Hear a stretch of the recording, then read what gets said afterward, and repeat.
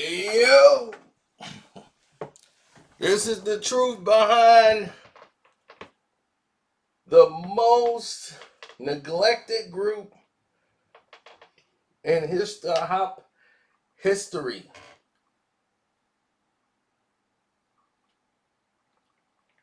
The most neglected, most disrespected, most forgotten about.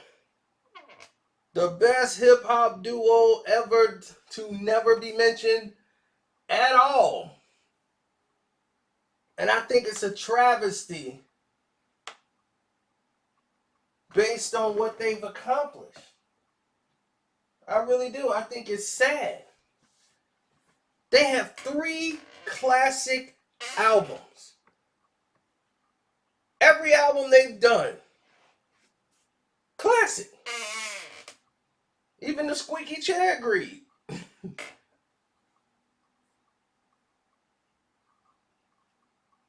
3 classic albums.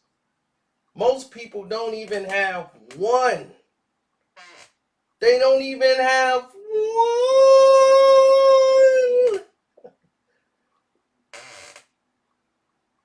Kool G Rap and DJ Polo. Oh my goodness. The marriage that never was meant to be. When G Rap, who could rap, and he was cold as ever, they had his running guy that he ran with was Eric B. You know, they had their crew, they had their guys they frequent with and, did things with. And that was the norm. Eric B is gonna come out and do what Eric B do. And so is, G Rap. We're gonna skip a lot of stuff here. Okay, but long story short, G Rap was ready to get into the rap game full time.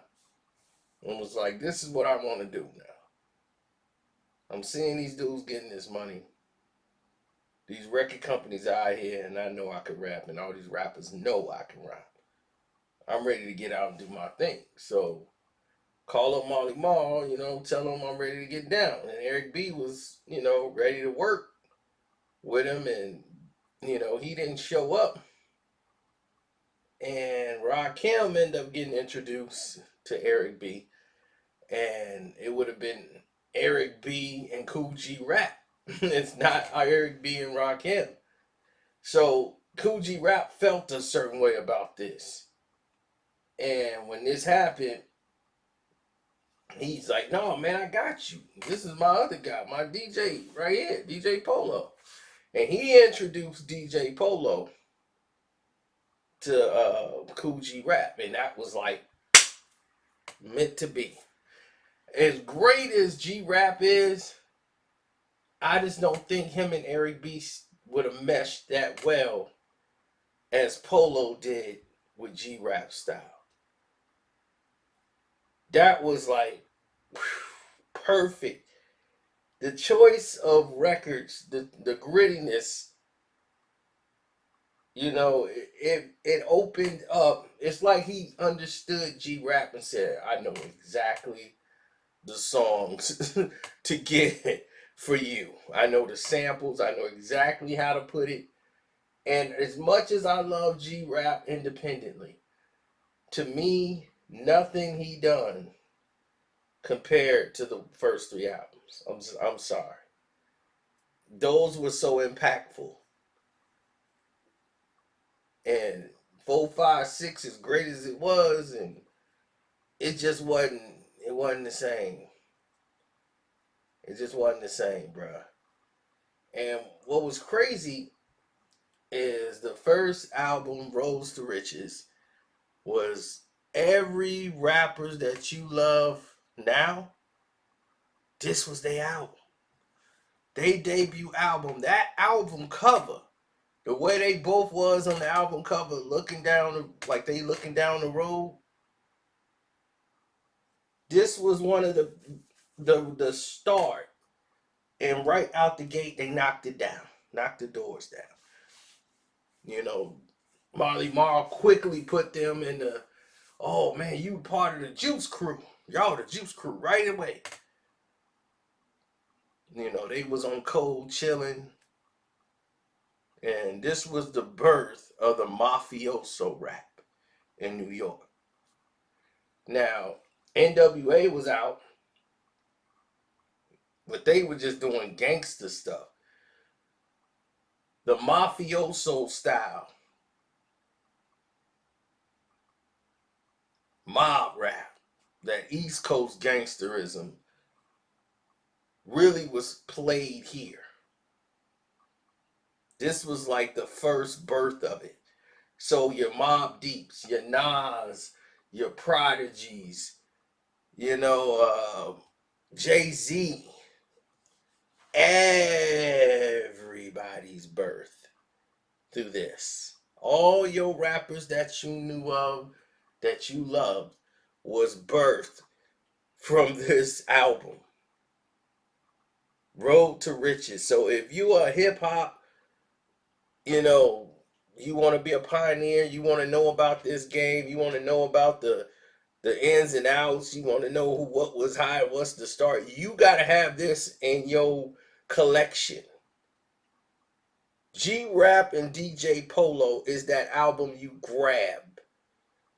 And you think to your lucky stars if you could get a copy. And you hold that and put it in there because that is a hip hop 5 mic classic. And it is the start. Now, the Poison song, which was their first single,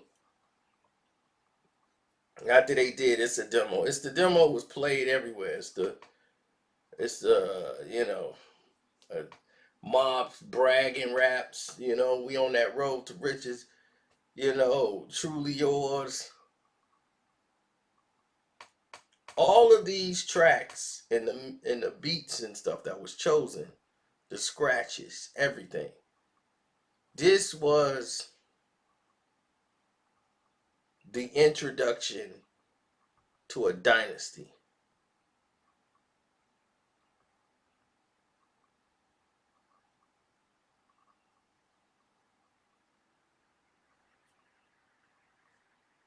So,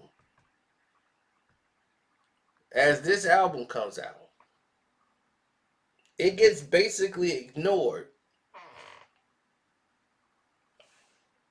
because a lot of the people who knew was mostly street and some of the hip hop artists in New York who was vibing with it was like, oh man, this is dope. But during this time, the game is changing. Everybody's going more black power because of Public Enemy. Public Enemy changed the game up for real. So now the gold chains and the Eric B and Rakim style that they using, you know, people seeing Eric B and Rakim and they focused on them. Cold Chillin' is not really promoting G-Rap and DJ Polo like they should. And these are like forgotten classics, you know, artists. That was pioneered geniusly put together. And I'm like, man, this is a prominent hip hop album.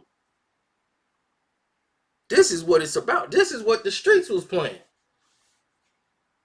But then Fight the Powers out, you know, 1989, another month, another summer, get down, yeah, sound of the funky drummer. So when Fight the Power come out, which is the biggest rap song ever created, you're like, wow. You know, nobody's thinking about gangster rap or mafioso rap when people talking about fighting the power and the system and the brother man. And everybody got the gold chains going. They got the big leather African medallions around their neck. It's a whole different change, bro. And they came out just a year too late. They came out 1 year before that. It'd have been a gold mine for them. But now this transition is happening. Everybody's into Black Power and Brother Man.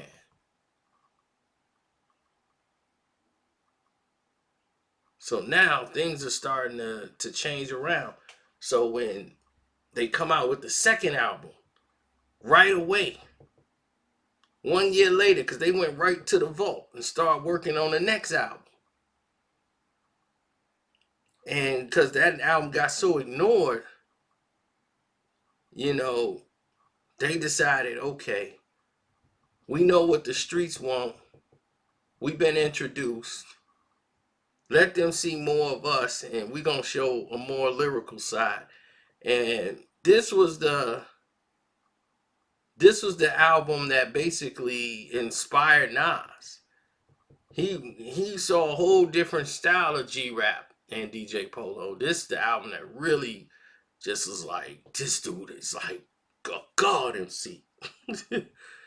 Cause even though he showed the old braggadocious rap and Road to Riches and everybody loved that album, this was him trying to show, dude, I can rhyme.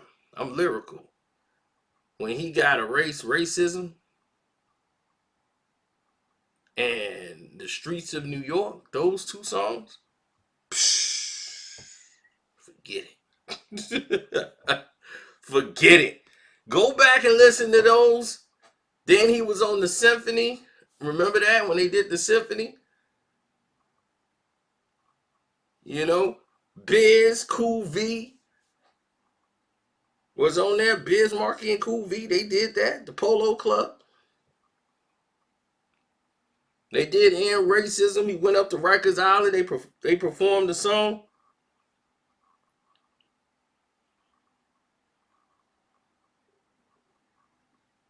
So Large Professor got involved on Streets of New York. And that was it. Streets of New York is what led to New York State of Mind by Nas.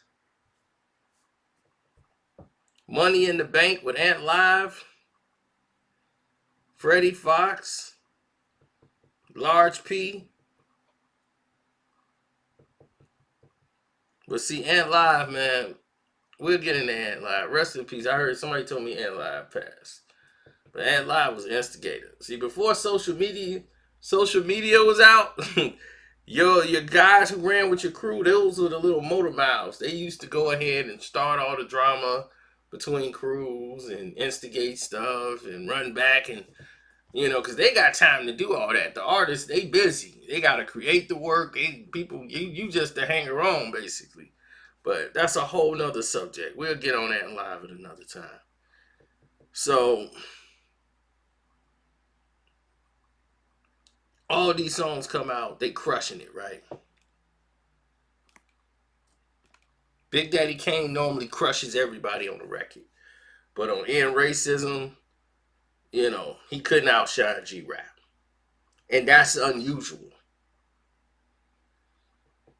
So when they came out with their old song that they re-released and put out on the album, the Rikers Island song, that blew them up too because they performed that in the jail.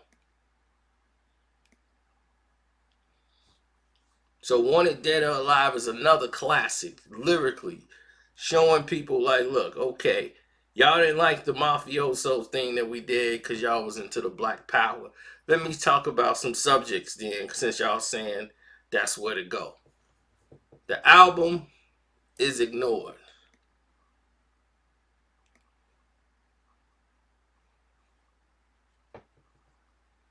It's ignored.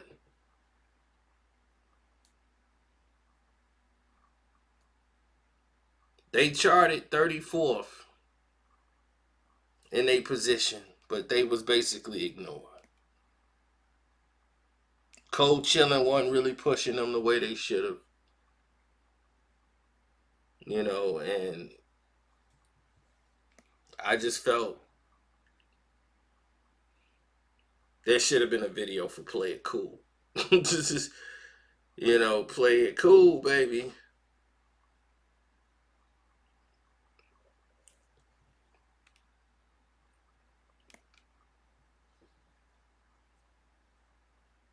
I'm just, man, I'm thinking back to this album, man, and how great it was.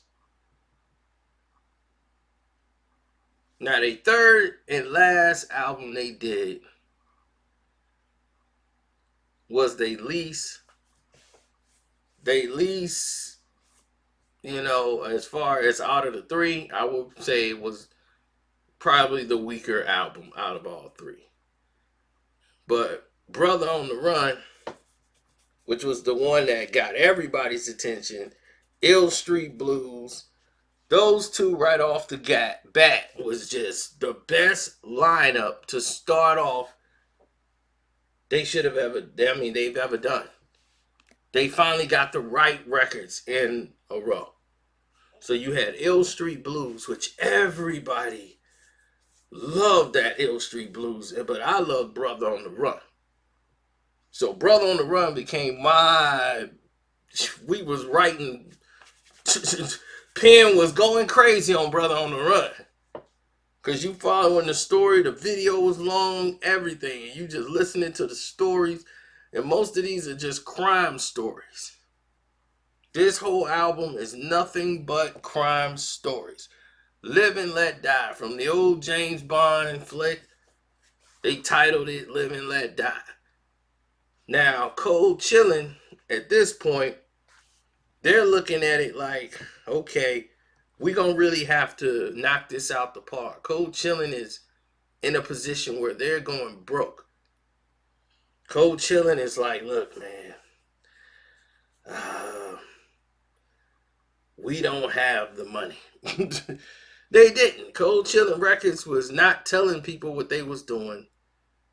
The album was taking a while getting made, and DJ Polo and G Rap are at a crossroads because obviously he wanted more.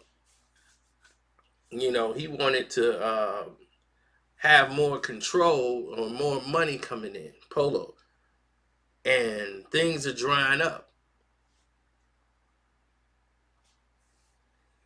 I mean, they in the videos you see them with Rockwilders dangling them over, with raw meat with a pair of Rockwilders in the videos, and on the cover they got people tied up in chairs. I'm like, man, them the doggone narcs. They got tied up in the chairs. So this was the album cover.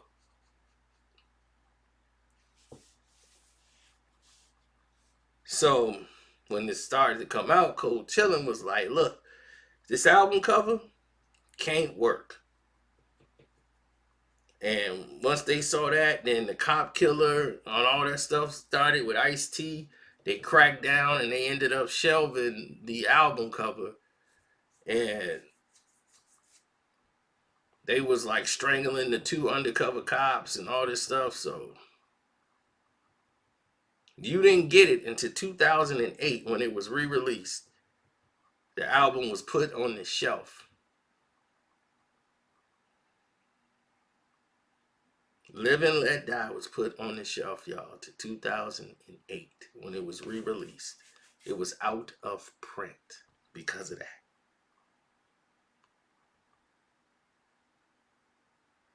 And because of this and Cold Chillin's decisions and everything else, they wasn't in position at that time to go against anybody. So they went out of business.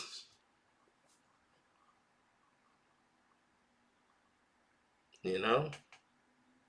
And Cold Chillin was done. That was it. They changed the company in 93. That was in 92. And it was like, we have no more money. So after that, they shut down and reinvented themselves and came back as Epic Street. So they was the street version of Epic Records, and they was gonna be redoing their thing again, but it wasn't meant to be. They 5-year distribution deal with Warner Brothers ran out, and Warner Brothers was not finna, take them in after they rejected Live and Let Die, that album, and they were going anti-gangster, and The Time Warner thing with the cop killer stuff, it killed this album, and the album is a classic. It was a classic.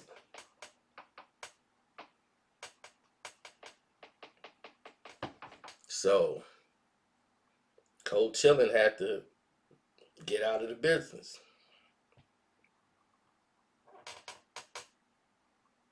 And they had the Epic Streak album, and that was just it.